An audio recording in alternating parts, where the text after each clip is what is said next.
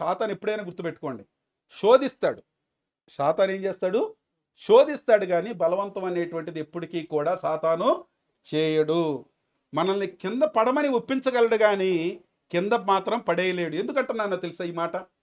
చూడండి ప్రియ సహోదరి సహోదరులారా, ఈ యొక్క వాక్యాన్ని వింటున్నటువంటి మీరు, కిందకి దూకమని యేసుక్రీస్తు ప్రభువుని సాతాను శోధించిందా? మత్తయి సువార్త 4వ అధ్యాయంలో చూస్తామా? పైనుంచి కిందకి దూకమంది కానీ ఆయన్ని కిందకేం తోసేయలేదుగా. సాతాను నిన్ను శోధించగలదే కానీ ఆ యొక్క ఫలాన్ని తినిపించటం మాత్రం ఇక్కడ చేయలేదు అనేటువంటి విషయాన్ని మనందరం కూడా జ్ఞాపకం ఉంచుకోవాలి. ఆమె సొంత ప్రవర్తన, సొంత క్రియ చేసింది, ఆమె సొంతగా చేసిందా?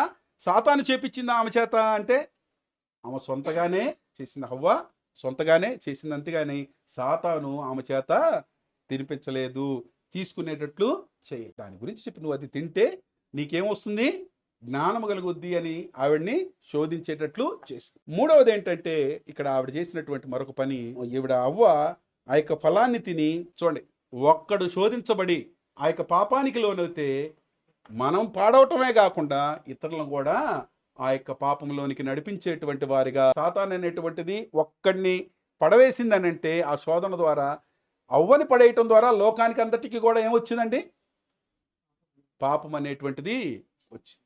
క్రీస్తు యొక్క త్యాగము వరకు కూడా లోకంలోనికి ఏమొచ్చింది అని అంటే పాపముచే నిండిపోయింది.